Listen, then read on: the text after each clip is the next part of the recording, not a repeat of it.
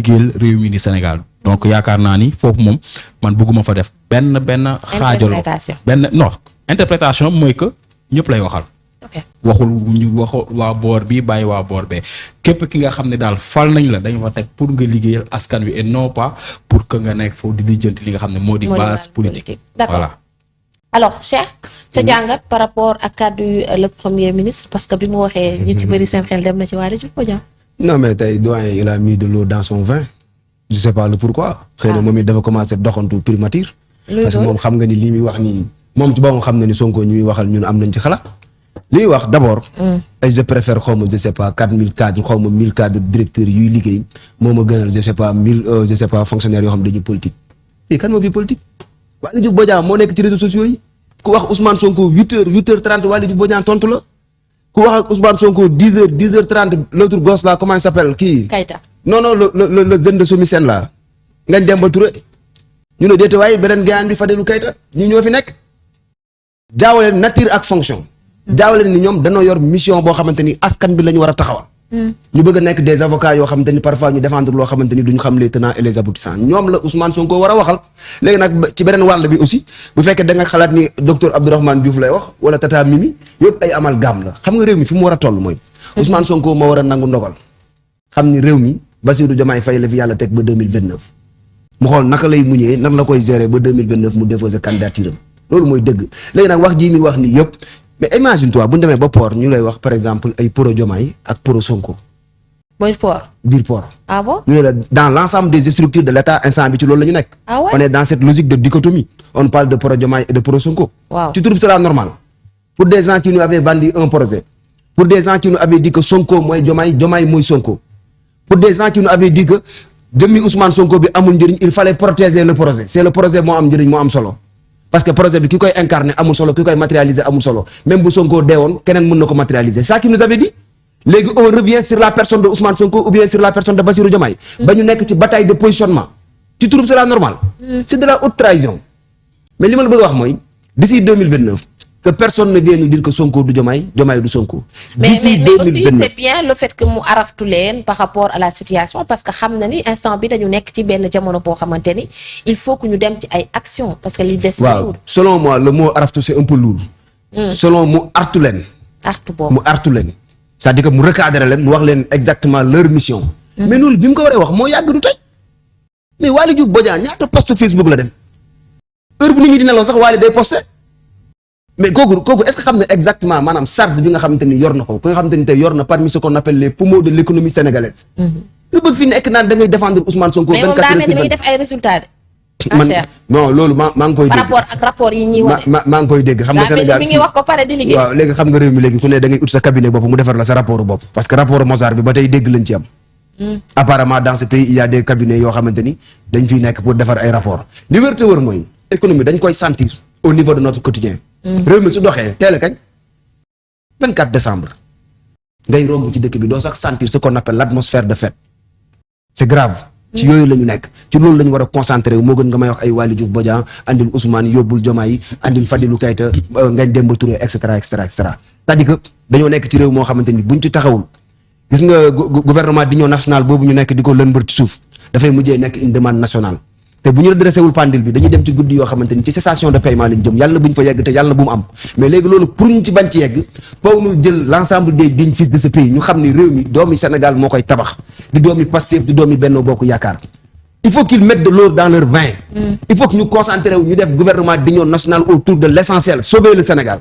lii daal laa amoon loo xamante ni doonoon na une analyse boo xamante ni comme ci Ousmane Sonko la ñu nekk et que sànq touché nga ko bëgg naa ci wax de bien sûr di nga ñëw dëkk ci boppam li nga xamante ni touché nga li nga xamante ni moom moo di mbirum 2029 on a vu récemment lundi la ces avocats yi nga xamante ni génnoon nañu def benn conférence de presse Papis seen conférence de presse bi nag waxaat nañu ci le droit bi nga xamante ni am nañ ko pour réviser lii di li xewoon digganteem ak Mame Mbaye Niang waaw bëgg naa ci wax mais bon même tuuti ma wax ci rebondir tuuti ci li sama frère bi wax moom dama yaakaar ni moom dafa singale suñu DG moi je pense que président Ousmane Sonko comme ni ma ko waxee woon sànq rek c'est le patron de l'administration sénégalaise. donc buy wax amul xaaj ak seen ñëpp lay waxal.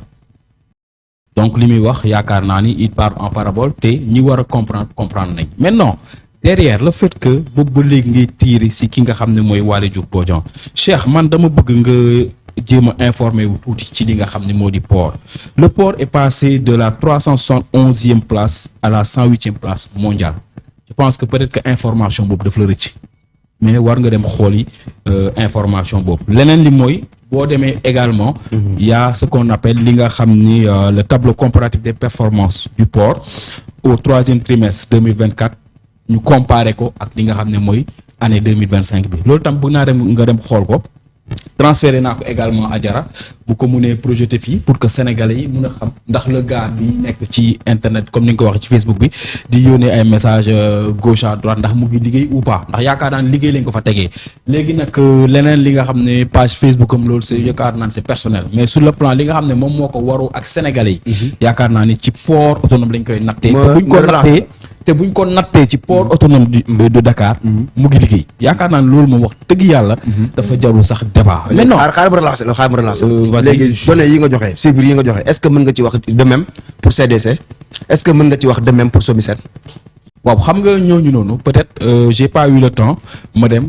dugg ci seen site pour génne seeni ay performance mais amul benn problème je pense que la prochaine fois on aura le temps ou peut-être même avant la fin de l'émission dinaa la génneel également les tableaux comparatifs entre SOMISEN et consorts je pense que pour SOMISEN bi nga wax il y a une information boo xam ne Adjara mi xam na ko mooy que on avait récupéré 18 milliards ci état bële année bi on en a récupéré 41 milliards yaakaar naa ne information boobu yëg nga ko donc pour li nga xam ne moo di CDC également il y a les appels à candidature yi nga xam ne ñu ngi koy lancer un peu partout mais également SOMISEN yenn succursale SOMISEN yi nga xam ne actuellement ñu ngi koy mettre en place yaakaar naa ni gis nga Cheikh je pense que li nga wax ni c'est super important et ci débat yi lañ war a dem mooy ñii ba ñu toogee ba léegi lan lañ fi liggéey moi je pense que débat yii nii mooy débat yi nga xam loolu la Sénégalais yi soxla et non pas dugg ci sur les débats de personnes mais bon la prochaine fois peut-être qu'on aura le temps d'épiloguer par rapport à ça léegi par rapport ak li nga xam ne moom la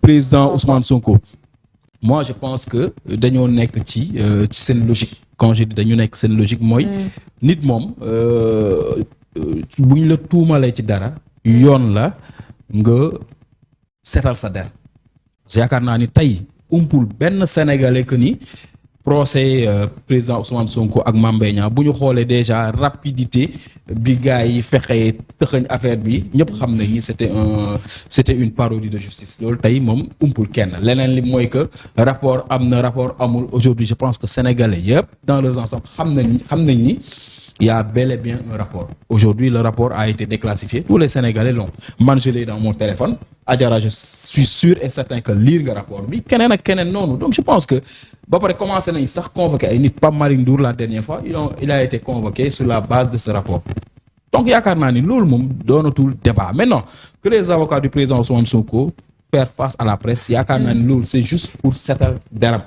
parce que comme on dit le président Ousmane Sonko li mu wax c'était par rapport ak benn gestion bu jaarul yoon bi nga xam ne un ministre de la République bu muy gérer structure boobu di Prodac doxale woon na ko yaakaar naa ni loolu rek la woon léegi mais nii ñu bëgg a ñu ko bëgg a doxalee parce que là on voit que maître Ciré Clédor mi ngi wax ni le fait que ñuy demander révision procès bi droit la ci Ousmane Sonko et que képp koo xamante ni dafa bëgg xam dëgg bi ba tamit bëgg li nga xamante ni moom moo di justice tamit moo tax bëgg nañu li nga xamante ni ñu daal di réviser lii di procès bi mais problème bi ci am wala sax sew-sew bi ci am mooy li nga xamante ni moom moo di mbiru Ousmane Sonko ak Mame Mbaye Niang dafa dugg ci amnistie bi maanaam loolu moo nekk problème bi te bu ñu demee ba war koo réviser dafay fekk ni ñu am un élément nouveau lan mooy doon élément nouveau bi pour yow.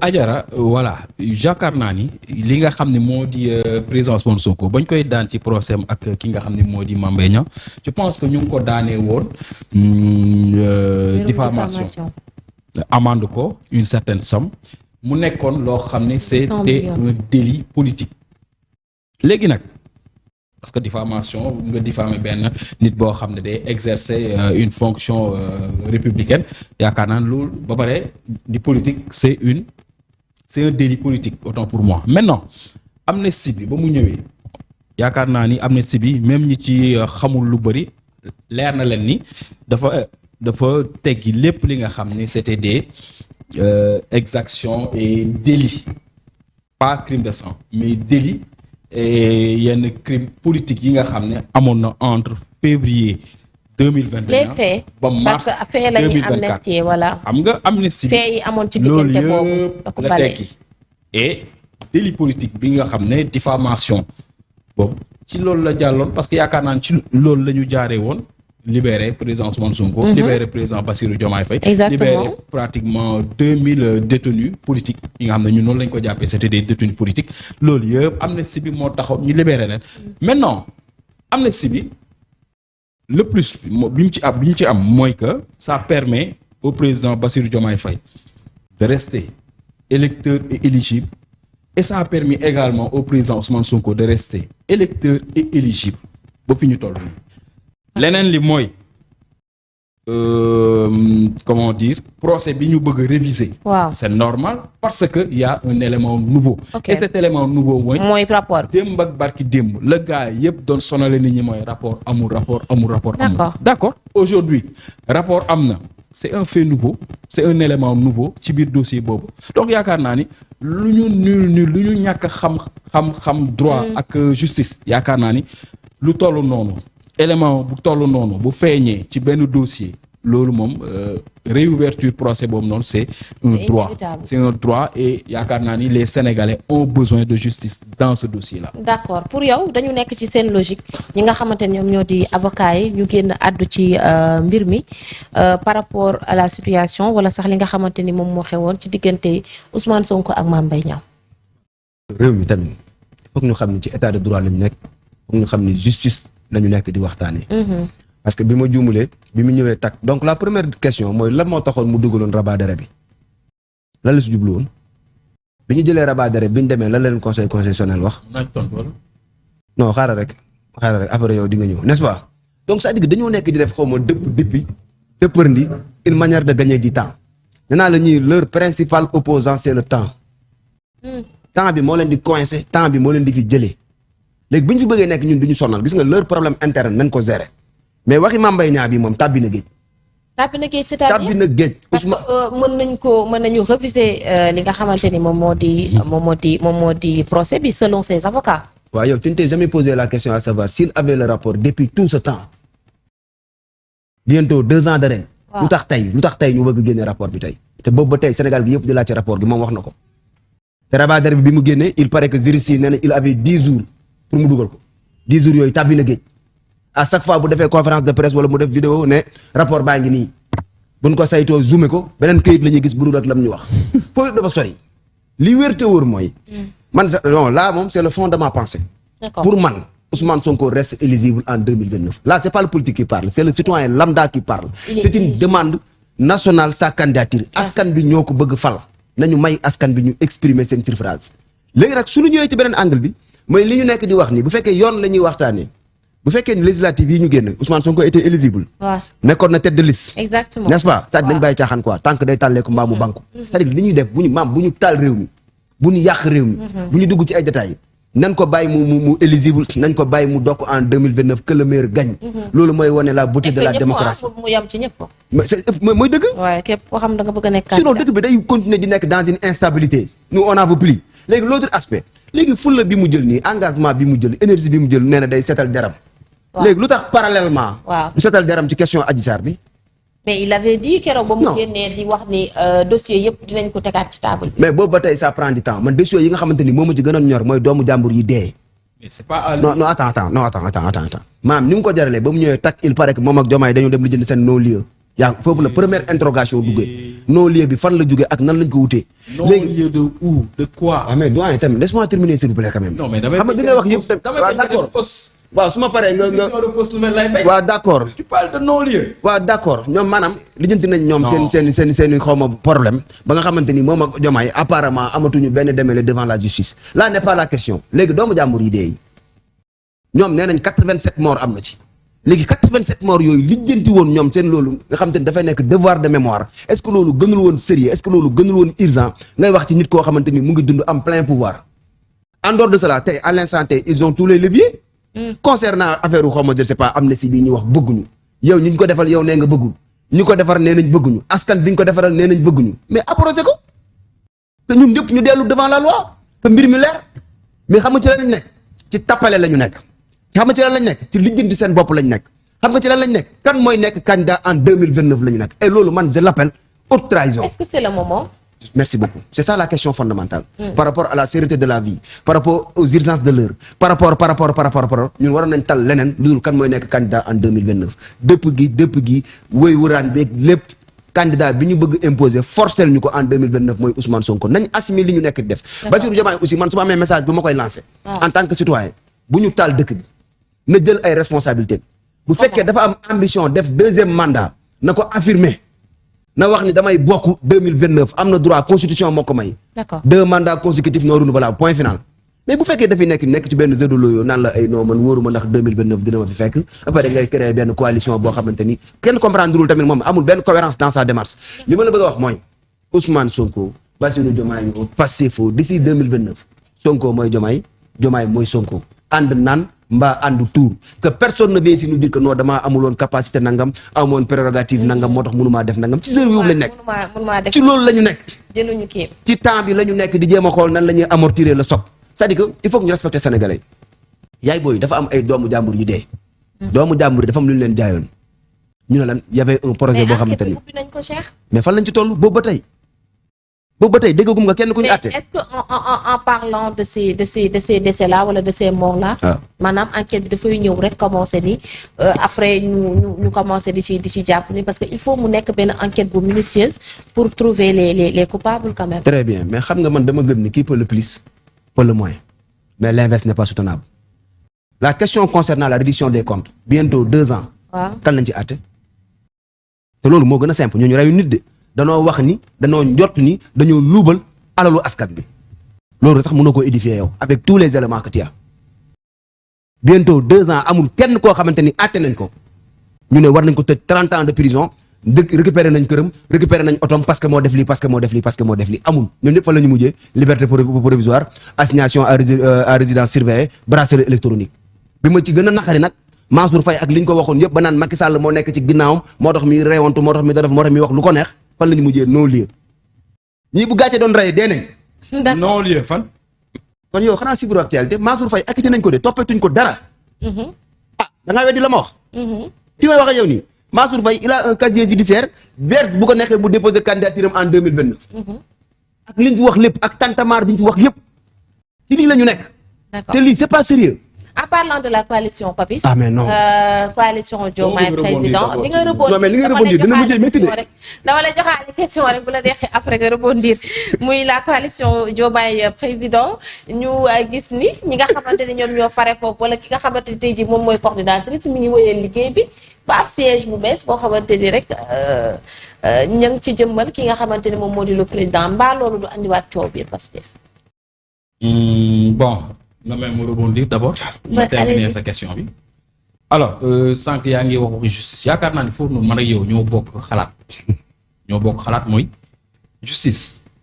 yaakaar naa ni am na benn lenteur ci am boo xam ne ñun ñii ñëpp neexuñu te buñ sañoon mu doxalee neneen affaire yi gën a gaaw. kaawu président Ousmane Sonko bi ngay wax naan ay dañu war a réviser procès kaawam moom Adji Sarr.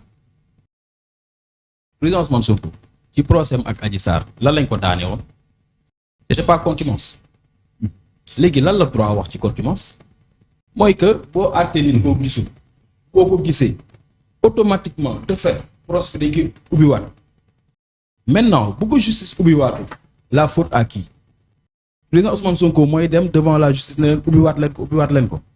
affaire Mame Mbaye Niang bi kam moo dem ne ubbiwaat leen ko xaaral affaire Mame Mbaye Niang bi c'est différent pourquoi c'est différent parce que boobu noonu ki nga xam ne mooy justice amul obligation ubbiwaat mais bii kaaw contumace bi obligation loolu droit moo wax loolu c'est du droit mooy que nit ki boo ko gisul ca ba nga koy àtte boo ko gisee rek àtte bi dañ koy ubbiwaat day daanu ñu ubbiwaat procès bi mais bu justice ubbiwaatu procès bi ñun lan lañ ci mën c'est à la justice de faire son travail ci cas boobu noonu moo tax ma ne la yaakaar naa ne boobu noonu moom ñun ñoo gën a yàkkamti mais ci kaw Mame Mbaye Niang bi c'est autre chose te bëgguma ci histoire yi bëgguma dina dagg mais est-ce que xam nga ni bu ñu réglé wul problème boobu noonu yi ngeen bëgg réglé yëpp du réglé wu léegi d'accord boobu moo nekk à l'origine de tous les problèmes waaw d'accord léegi leneen li mooy 87 morts yeeg yëpp li nga xamante ni mooy source déclencheur bi loolu la kon loolu da ngeen am devoir moral da ngeen am obligation leeral ko loolu bu leerul li ci topp yëpp dara du leer d'accord bis boo wootee marche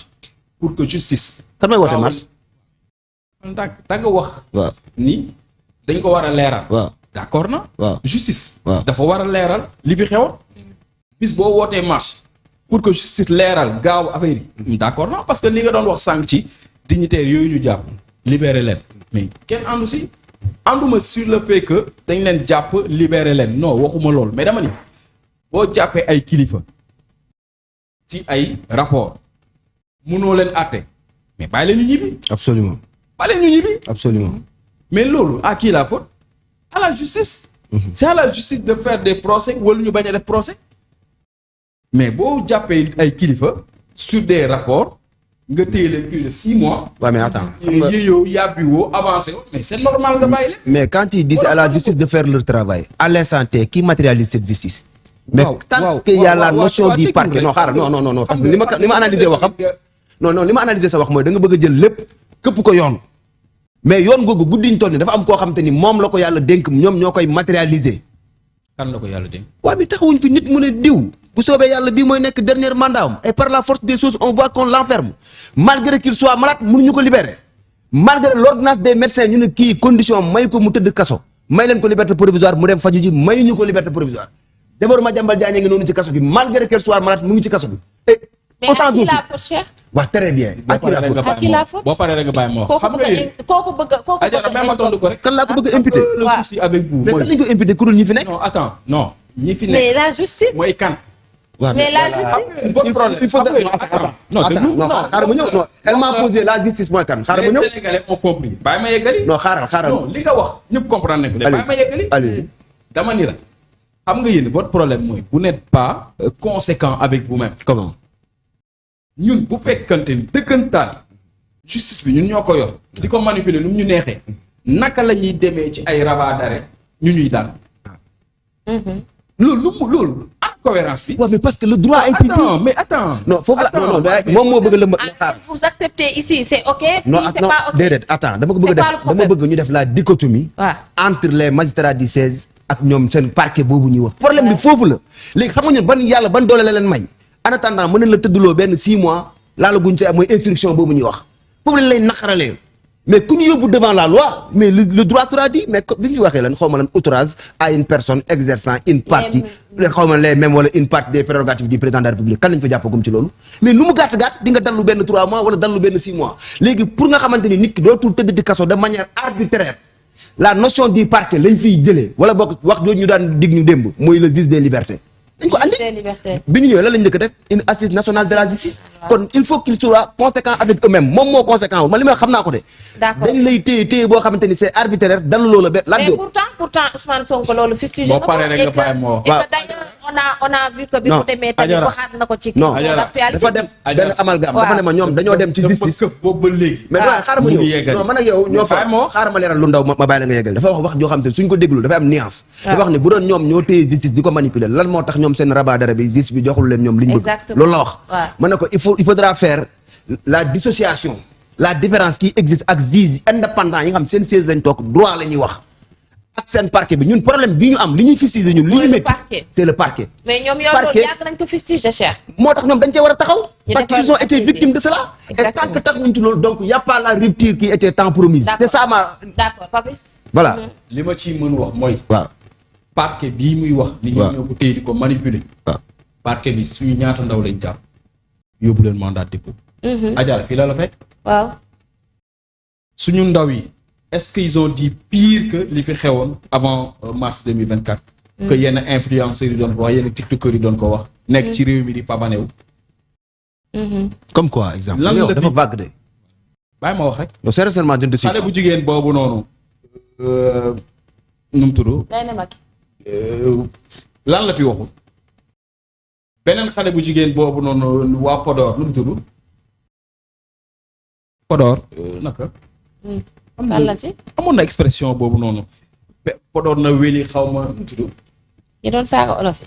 déedéet. taw sa doon politique rek fàtte naa tur bi. Aïcha ñu dem voilà mais juste. waaw allez-y. ce que je veux dire mooy ñun ba ñu jëlee nguur gi ba léegi bu fekkee ñu ñoo parquet bi di ko manipuler yaakaar naa ne am nañ suñu yenn influence bi bokk passé yoo xam ne duñ doon bénéficier ay mandat de dépôt ju leen tëj leen génne. d'accord faudrait que ñii ñu xam ni sa waay ñun duñu 2024 ans. On était là depuis plusieurs années li fi doon xew gis nañ ko kon yéen on a aucune leçon à recevoir de vous yéen mënu leen ñu jox leçon ci wàllu justice. d'accord que ce soit clair maintenant leneen li mooy par rapport ak li ngay wax ay justice bi ñun ñoo ci bokk xalaat mooy ni muy doxee nii dafa yéex. ok donc on est d'accord sur le fait que boo jàppee ay kilifa tëj leen ay mois. boo leen mënul àtte teg lu leer Sénégal teg seen bët. c'est normal nga libérer leen ñun on est d'accord avec ça. d'accord on est parfaitement d'accord avec ça et on est en phase ak yéen ci loolu boo leen ko waxee dañ leen ciy jàppale moo tax sax maanaam la boo leen fi wootee marche ñun dañuy ñëw. appuyer leen parce que ñun ñoo gën a bëgg justice. li muy def mais mu baral ko. parce que les Sénégalais ont besoin de justice. La justice est rendue au nom du peuple. D'accord. Et le peuple c'est toi c'est moi c'est nous tous. C'est pas seulement les militants de Pastef wala de Lat Diop. alors pour le cas Diomaye président siège bi. Adjara. mbaa jurul coow ci biir Pastef. Adjara ñun waa Pastef. waaw on est toujours dans le Diomaye président. exactement. loolu moo ñu jaaxal. donc ñun. alors c'est quoi le problème lan moo waral coow li. aujourd'hui man dama lay wax que l'on soit très conséquent ci li ñuy wax. exactement. li may wax j'en prends l'entière responsabilité. ok ñun waa Pastef. on est toujours dans le Diomaye président. le président Ousmane Sonko. c'est pas encore officiel ngeen ni da ngeen cee génn. non nekkaguñu sax ci logique génn officiel ou officiel. on est dans le Diomaye dans le Diomaye président. le Diomaye président. Ouais. c'est la continuité de Sonko. Sonko président 2019. yaa ngi dégg. bu fekkente ni nag dañuy dem vers une autre coalition. le moment venu ñun liñ ci war a communiquer dinañ ko communiquer le bureau politique du Pastef dañ ci communiquer. mais ba tey jii tey on est le 24 décembre 2025. Pastef est dans le Diomaye président. donc vous êtes impliqué ci li nga xam moom moo di siège boobu siège ngay bi. wax suñu siège la dañ koy revendiquer. ok di ko rafetlu suñu siège la rafet na photo président Diomaye rafet na macha allah. dañu jëwal. loolu kese laa ciy wax kenn meru ci de waa Pastef kenn meru si. lu ci mer. on est toujours dans le Diomaye président. d'accord. voilà. waaw. on est dans le Diomaye président ba mu saf. siège bi seen siège la. ba bis booy dégg communiqué bu officiel. bu officiel ñu wax boobaa nag. waaw. dinañ mën a wax li ñu war a wax. mais tey jii nii. waaw. mënuñu see wax te kenn ëppale wu leen ci parce que vous êtes majoritaire. rafetlu ko. photo bi rafet na. waaw. macha allah siège bi yaatu na. waaw. te xam naa ne fan yu néew dinaa fa dem visiter ko. waaw. voilà sa gis-gis par rapport ak siège bi. daa mel ni ñoom tamit ñu ngi massifié quand même. xam nga man ñii ñoo ñu waxoon par devoir de transparence moo leen jaraloon ñu wax askan bi dëgg boobu jaral nañu tey ñaari at FMI joxuñu dërëm amuñu xaalis mettre ñu en rapport avec les organisations internationales pour que ñu mën am xaalis. ba nga xamante ni tey marché interne bi su amul woon ñun daanaka yenn sénégalais yi dee nañ ça c'est sûr et certain UEMOA moo ñu jàppale n'est-ce pas xam nga yi c'est honteux léegi par devoir loolu la ñu waxoon de transparence maanaam ñoom rapport bi ñu am ak sénégalais yi. mooy xaq biir xaq. dëgg loolu la ñu waxoon ñoom sénégalais yi ñoom ak muy taw muy naaj adviendra que pourra ils vont dire aux sénégalais la vérité des faits lan moo leen tere Ousmane Sonko moo taxaw mu ne problème am na. sawaay bu fekkee ni Sonko mooy Diomaye mooy Sonko man de su ma juumulee jàpp naa ni Pastef am na siège am nañ fa ñuy waxtaanee am nañ fa ñuy réunion lan leen xëy est-ce que gis nga sax couleur bi yow Diomaye président bi couleur bi bleu la ak rouge. waaw mooy couleur Pastef lan la. vert ak blanc. ak blanc. mais ñun Yewwi Askan Wi amoon nañ siège. non mais doyen xaaral rek ma ñëw wala Yewwi am ñoon siège. non xaaral ma ñëw. mais ça a toujours été comme ça. c'est cette couleur. Adjara siège bi fële ci woon. fii nii. amoon na ci kii bi mais après aussi demoon na ci Déthié Fall fa mu nekkoon. mooy Yewwi Askan Wi voilà moo nekkoon suñu siège. boo paree nga jox ma Yewwi Askan Wi dañoo amoon siège. bien sûr amoon ngeen siège. soo paree rek nga jox ma. génnal foofu du lu baax. d'accord léegi li nga xamante ne bëgg a andi foofu. non fi ñu fa bëgg a wax mooy. man damaa jàppoon séparation am na. non séparation c'est acté bés bu rafet la ñuy xaar. c'est-à-dire que ils sont en train de jouer avec le temps nee naa la leur principal ennemi c'est le temps et puis soo génnee les moyens de l'État dootul nekk ci sa loxo li nga mënoon lu ci bari doo ko mën je te parle en connaissance de cause on a eu à pratiquer l'État. suñu la bëggee affaiblir les moyens de l'État tu fais allusion à qui. merci gars yi bu ñu la bëggee affaiblir surtout à la veille des élections ñun nañu defoon dañ lay dàq ci direction yi dàq la ci ministère yi gars yi bu ñuy campagne lay def mais ministère boo dem am na benn budget social am na ay porox ndoll ay canon yoo xam te ni di nga ko mën a jëfandikoo. mais loolu moo am ci réew mi. réew mi ñun pauvres yi dinañ yàgg pauvre de. li ñu nekk nii di waxtaanee. waaw c'est très sérieux parce que li ngay wax ni ça m'écoeure en fait. parce que c'est très sérieux parce que lii ñu leen di jox politiciens yi wala ñi nga xam ñoom ñoo nekk ci sommet bi ñun ñoo koy cotiser ñun ñoo koy. waaw il faut je me suis rappelé mais dama ne comme passé nañ ko je vais pas en parler. c'est-à-dire ñun ñoo koy cotiser. muy sunu juróom muy sunu ñaar dërëm tey jii ñu wax leen ngeen liggéey bu fekkee nag ñu ci bëri dañ defuñu ko pour le bien de la patrie mais dañ koy def pour le bien personnel quand même c'est écœurant quand même. xam nga le paradoxe fan lañ démarré. la patrie avant le parti. waaw l'homme qu'il faut à la place qu'il faut. appel à la candidature. maanaam ñu jaayoon ñu ay doctrines yoo xamante ni nit mënoon naa rey boppam parce que jàpp ne génération future bii di ñëw dana baax. foofu lañ ci tolloon. le don de soi pour la patrie dañoo jàppoon ni ñii bu ñu ñëwee maanaam les anciennes pratiques yi fi nekkoon c'est rénové c'est fini abada jeex na malheureusement y a pas de rupture wax naa ko partout même oto bi moo fi nekk même moteur bi moo fi nekk chauffeur bi la ñu changé wàccee client yàpp seeni client bopp et même la trajectoire n'a pas été changée. pour dire quoi yoon bi ñu jëm. mais bañ te la ñu nekkoon la ñu nekkaat nee naa la xeex bi yëpp fu mu toll nii xam nga lan la est-ce que Diomaye mooy présenté wu en 2029 pour Pastef wala Pastef Ousmane Sonko mooy présenté wu wala Diomaye day am appareil boppam pour samp boppam. li ma la wax nii Adjara yàlla nañu fi dee bi bàyyi dinañ ci taxaw di ci waxaat donc képp koo xamante ne defar na siège social ñu ne déete waaye ñu ne mu def coalition xam nga ni loolu li ko tax a jóg c'est pour conquérir le pouvoir loolu mooy dëgg.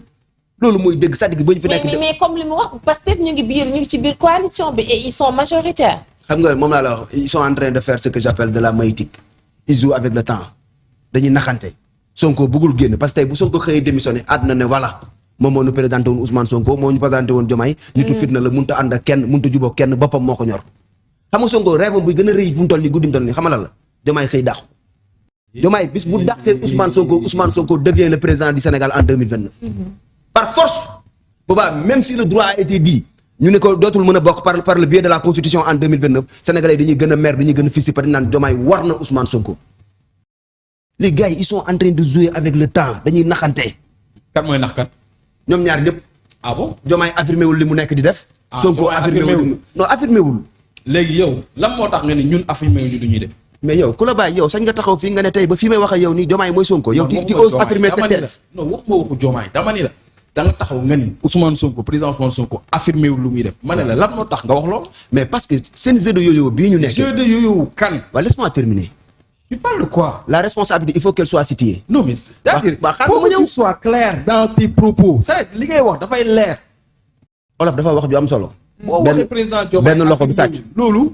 mais ma bàyyi ma terminer tamit boo nee président Sonko affirmé wul lan. léegi lu tax yow nga bëgg maa wax loo yow li nga bëgg a dégg yow. non non c'est pas que li ma bëgg a dégg. lu tax yow mun a maa may mais tu parles au Sénégalais. nga am courtoisie ma wax faut donner les faits. waaw mais doo ma bàyyi ma wax. lan la ñu affirmé wu. xaaral ma wax. maa ngi lay bàyyi nga wax. benn loxo du tàccu. ñaari loxo mooy tàccu. Diomaye dafa nekk dans une position très très inconfortable. président Diomaye. waaw le président Diomaye je m'excuse je réitère mes propos son excellence le président Bassirou Diomaye Diakhar Faye le président de tous les Sénégalais. Oui. Le père de la nation le gardien de la constitution. le Sénégal en miniature. dafa nekk dans une position très très inconfortable. tey bu dàqee Ousmane Sonko. na mbamm ko Sénégalais yi mbamm ko ñu ne voilà war na Ousmane Sonko.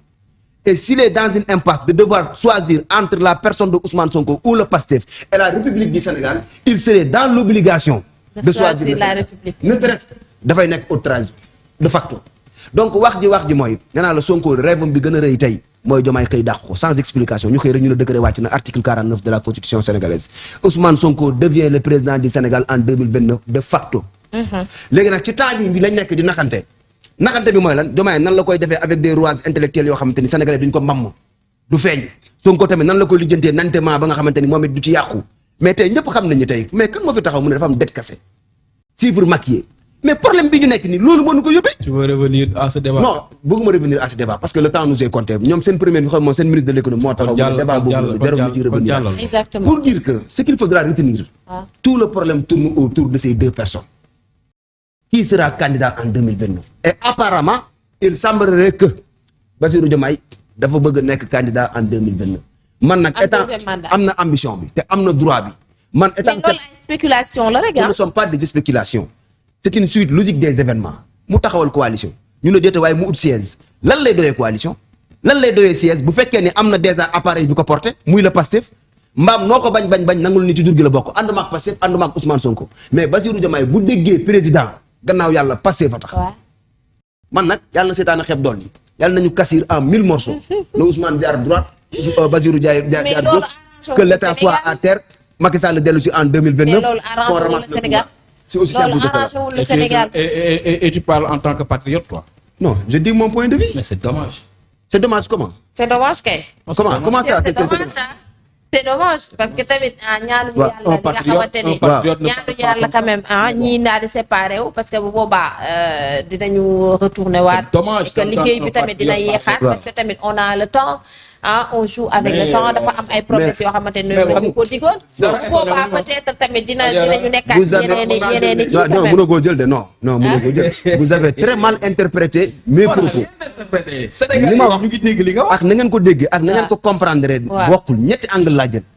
Premier angle pour le bien-être de la République Diomaye est dans l'obligation mu dàq Ousmane Sonko leer na première thèse. Pour le bien de la République. Mais bien sûr Ousmane Sonko mooy problème bi ngeen bëgg a jàpp ne parce que institution internationale yi boo gisee amuñu rapport bu baax ak Sénégal xaalis amul dafa am benn waay bu taxaw mu ne dañoo këpp kees beeg xaalis mais est-ce que amul moom loo xamante ne daf ko gëm lu wuute ak politique yi liñ daan doxale waaw léegi lan la gëm loolu na ko teg ci table bi nee naa leen bu fi politiciens yi toogatee naan danaa am naa xalaat nangam il faut lui demander les moyens de matérialisation de ses idées tout le monde a des idées même ton enfant qui est à la maison am na idée am na ambition am na projet mais c'est la matérialisation qui fait défaut ci loolu lañ toll ñi dañ ñu jaayoon loo xamante ni àjjana ci kaw suuf lañ ñu jaay ñu xëy di courant bi di yokk ndox mi di yokk nit ñi ñu di leen di dàq bourse familiale yi ñu di ko arrêté hôpital yi di taxaw première thèse deuxième thèse bu fekkee Diomaye dàqul Ousmane Sonko bu la gis mooy am léegi bu Diomaye dàqee Ousmane Sonko yan mooy nekk ci conséquence am moom à titre individuel moom ak coalition am ak lan mooy nekk responsabilité bi ci dëkk bi mooy une instabilité dafay am problème de gouvernance parce que Diomaye yorul assemblée nationale donc ils sont obligés de jouer avec le temps man nag j'ai toujours dit que Sonko mooy Diomaye mooy Sonko ba 2029 que personne ne vienne ici nous dire que non yor ma woon appareil bi yor ma woon levier bi moo tax mënumaa def lii mënumaa def lee ànd naan mbaa ànd tour d'accord est-ce que c'était clair Cheikh Papis ñu dem ci suñu beneen sujet bi wala da nga bëgg a rebondir par rapport ak li muy wax fii la ñuy fanaan de li mu wax dafa bari fii la ñuy fanaan non li nga wax dafa bari c'est normal nga may ma au moins 2 à 3 minutes ma wax ci allez-y voilà très rapidement mooy fi ñu nekkoon sànq rek moi je pense que c'est dommage que d'entendre un ancien du régime di waxee nii mais c'est pas étonnant également parce que tamit ça nous montre juste que ñii lenn moo leen intéressé nguur gi la quel que soit nag manière bi ñu ko jëlee baax na comme ni mu ko waxee na seetaane xeet dool yi nañu reyante tasaaroo rajaxoo ok yàlla baax na de toute façon Dieu aime le Sénégal te xam naa ni du demee noonu maintenant ce que moi li ma daa boobu ci li muy wax mooy nee na le président Ousmane Sonko assumé wu lu muy def mais fan la teg ni le président Ousmane Sonko assumé wu lu muy def ak lan le président Ousmane Sonko teg comme fait ba mu jaral ko bu taxaw fii naan assumé wu lu muy def ñun président Ousmane Sonko ba mu nekkee xam nga nee na bu ko Diomaye président Diomaye dàqee il sera le président en 2029 de facto gis nga président Ousmane Sonko il a été le président légitime depuis 2024 ah ouais loolu du débat ñun romb nañ foofu mais Papis c'est un républicain qui parle comme ça pourquoi vous revenez sur le est-ce que c'est un républicain qui parle et légitimité pourquoi est-ce que c'est un républicain qui parle il y a la légalité et la légitimité mais le président Diomaye il est légitime et légal en même temps et le président légal de l'État du Sénégal et légitime d'accord ñun parce que waaw noonu ngeen ko gisee li ñu gëm waaw xam naa président Diomaye loolu la gëm parce que interprétation man bi ma def ci discours bi mu defoon face à la nation ba muy wax ni le président Ousmane Sonko na xool chaise bi bu mu ko lor ñi interprétation ba ma ci def mooy que moom si boppam gëm na ni wala xam na ni jàpp na ni le président Ousmane Sonko est le président légitime. C'est arbitraire ce que vous dites. Depuis 2024. loolu sama interprétation. Ce que vous dites c'est arbitraire, ce n'est fondé sur aucune base scientifique. C'est arbitraire. waaw d'accord c'est mon interprétation. D'accord. Absolument. léegi en 2029 il sera le président du nekk président yàlla rek moo xam. dëgg la bu ci àggee on verra ni muy demee mais ce qui est sûr mooy que le président Ousmane Sonko li muy def da ko assumer à 100%. d'accord. doonul lu dul le président d'un parti politique boo xam ni dañuy waajal suñu ay échéances électorales il a donné des mots d'ordre. c'est le moment pour le c'est le moment waajal fii ba 2029 alors qu'on attend des résultats de ce mandat. non nekkaguñu ñun ci logique gu président Ousmane Sonko président en 2029 man waxuma foofu de. loolu dafa sori man maa ngi ci logique gu mot d'ordre bi président Ousmane Sonko joxe nañu multiplier suñu ay militants. d'accord. nañu yokk suñu ay cellules nañu gën a implanter le Pastef ci biir réew mi waajal élection locale 2026. man ci loolu laa nekk maintenant en 2029 congrès mu ngi ñëw en 2026 le président Ousmane Sonko nee na le Pastef va faire congrès bu ñu àggee ci congrès nag ki nga xam ni moom la ñu tabb comme président du parti Pastef su boobaa nag day officiel pour que ñu xam ni diw mi mooy candidat au Pastef pour les prochaines élections présidentielles en 2029 mais du moment que congrès amagul actuellement président Ousmane Sonko il est président du parti Pastef. d'accord. amaguñu ci élection 2029. d'accord man bugguma ci sori. ok te y a aussi le fait que le président Bassirou Diomaye Faye et demeure toujours un militant du parti Pastef. d'accord en 2029 bu fekkee congrès bi bon en 2026 bu fekkee au congrès bi moom la ñu def moom la ñu tabb comme président on saura que moom la bu fekkee mën nañu tabb en 2029 d'accord on saura que moom la mais ce qui est sûr et certain mooy que congrès na am en 2026 buñ ci génnee on saura kan mooy doon candidat parti Pastef ak la coalition bu muy àndal pour les élections présidentielles en 2029 ñu ngi koy xaarandi de toute façon. léegi nag nettali gént jàmbur nag moom yaakaar naa ni loolu moom dëgër fit mënu ko weesu. fii mu ngi taxaw boobu di nettali géntu président Ousmane Sonko. di nettali géntu président Bassirou Diomaye Faye. nous on va aller beaucoup plus dans la science par rapport à ça. mooy que dañuy rester logique et scientifique. Sabira non alors kii nu mu tuddati Adjara kii sañ na war ci digganteem ak boromam. ak bàmmeelam que ni Pastef xamul kan mooy seen candidat en 2029. mais à l'instant T loolu bébé gi juddu sax xale yi def CM2 sax. boo leen laajee en 2029 qui sera le candidat de Pastef il va vous dire Ousmane Sonko. léegi lan moo tax ñu nekk ci mooy les cachotterie bi may wax moo nekk nii. Zedo yooyu bi may lay wax moo nekk nii naxante bi may lay wax moo nekk nii. d'accord faut assumer vos faits. Adjara non waat ko. non yow xamoo sa candidat en 2029 yow. nan lay toogee plateau. non par devoir de vérité. mais Cheikh par respect par rapport aux Sénégalais. non mais vous êtes comédien. boo ko waatee ba non yéen vous êtes de vrais comédiens yéen. non mais honnêtement honnêtement vous êtes de vrais comédiens yéen. yéen war ngeen leen daaree coach de. léegi comment est-ce que tu peux rester dans de plateau naan ma ay waatal. Papis non sax sama plateau. non mais arrêtez. yooyu. Papis léegi kon ñu xaar congrès ba. xamaguñu ah. bu ñu xaarul congrès lan la ñuy xaar. moo tax xam nga sànq. kon mën nañu dute ni peut-être mën na bañ a doon Ousmane Sonko. xam nga congrès la ba sori. waaw. am na lu gën a gàtt congrès. lan la xam nga mooy la. waaw. aujourd'hui ñun. waaw on est dans le Diomaye président. xanaa looloo gën a dee. waaw yéen a ngi ci biir coalition bi moom c'est pas encore officiel. xanaa loolu moo gën a dee. yow nga ñuy yóbbu ci congrès. kenn gisagul lu officiel balaa ñoo waxu congrès xam nga ne nga le président Bassirou Diomaye Faye dafa am ay ambition. yàlla na ko jikk dañ ko koy ñaanal. point fa lañ toll dañ ko koy ñaanal. on est dans le Diomaye président. ànd si ak parti Pastef. bis bu parti Pastef nag génnee ci Diomaye président. bu boobaa ngeen xam seen jaakaarloo ak Diomaye président. mais tant que loolu officiel xoolal on est partie prenante ci biir Diomaye président. ba mu neex. xam nga Adjara on risque de se répéter pour rien. waaw très rapidement li ma lay wax du ay wax yu ma for ci bopp mbedd. waaw c'est un élu du peuple moo taxaw mu ne ñun suñu yitte 2029 ñu fal Ousmane Sonko.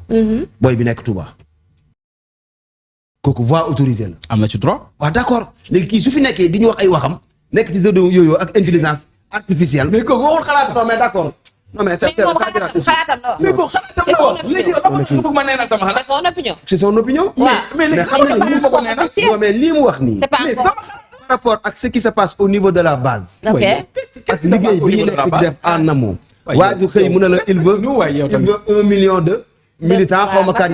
waaw 1 million de sympathisants et de militants. waaw mais xam nga wéeten si.